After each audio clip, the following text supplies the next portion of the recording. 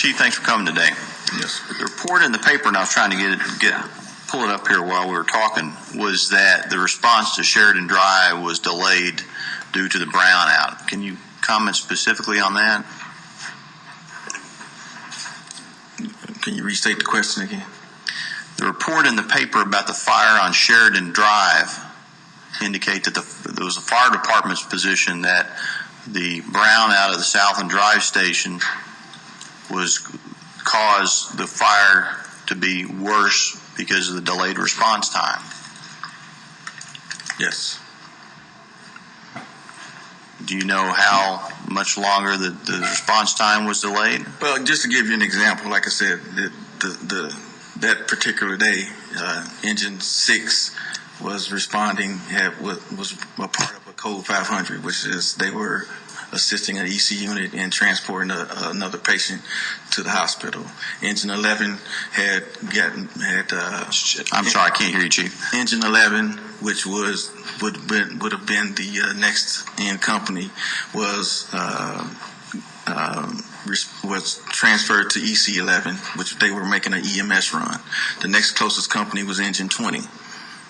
So in that response area, so Engine 20 was the first in company. So yes, it affected it. Well, my question is that whenever whenever I see a response, a couple years ago I was at some constituent's house, and she started having heart problem, and we called 911, and two companies came. Because I understand we have a policy that we send the closest responder, and then we send the regular responder. And so we have two companies out. Is that correct? Yes. Yes. But, well, you have to understand, that is dependent upon the incident. A cardiac arrest, chest pain, then right. The first responding company is usually an engine company, followed by an EC unit.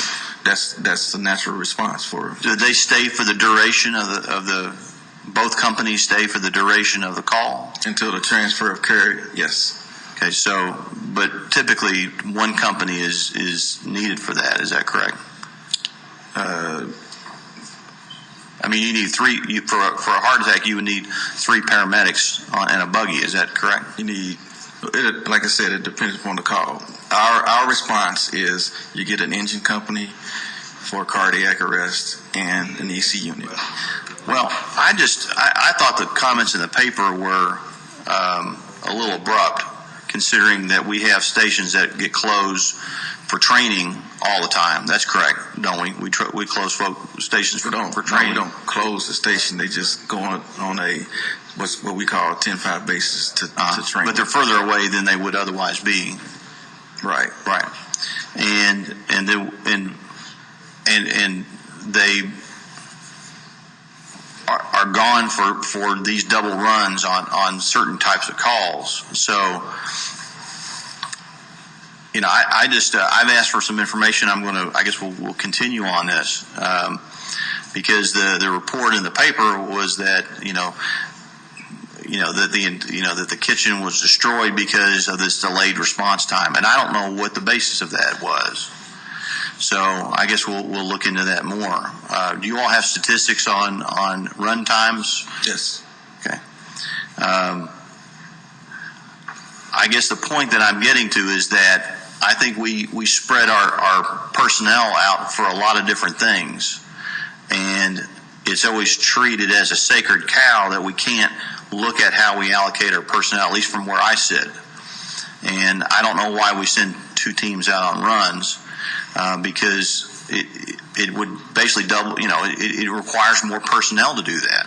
Well, but the standard of care that we've established. Well, I understand that, but we have to afford it. We have to pay for it, and that's the problem. Is we don't have enough money to hire. Life is not worth that. If we have a cardiac arrest that occurs in the city of Lexington, we're going to send the standard that we've established, which is a first-in company, which may be an engine company, followed by an ALS unit, which is a EC unit.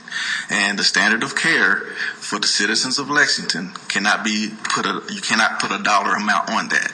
So I mean, we have the statistics. We can prove to you what we do and how we do it and how we maintain, but we cannot allow a dollar amount to cause us to reduce the amount of care that we provide to the citizens. Well, Chief, you and I are going to disagree on this because seeing 6 people stand around for one heart attack does not improve the standard of care. I am one of those guys that is one of those 6 people, and it takes sometimes 6 people to handle it. And when I talk about this, I talk about it from the standpoint of I made. And it's not a personal thing. It's what we do. I made a code on my grandfather years ago, and it took 6 people to handle that situation. So we're talking about, and we can't be conflicting on this matter because we are here to support and provide support for the citizens of this community. It's not about a dollar. It's about the level of care that we provide. Well, Chief, if we had unlimited resources, I would agree with you because I would not want nothing better than unlimited great care for our citizens. Right. But we have reached the end of the unlimited resources. We have to better allocate our resources so that because we're not going to be able to continue to expand your all's budget. You all have to use your personnel better and more efficient than you have in the past. And because of that, we will better be able to keep fire stations open, which is what this is all about. Thank you, Chief. Thank you, Vice Mayor. Any other council members have questions or comments? Thank you very much.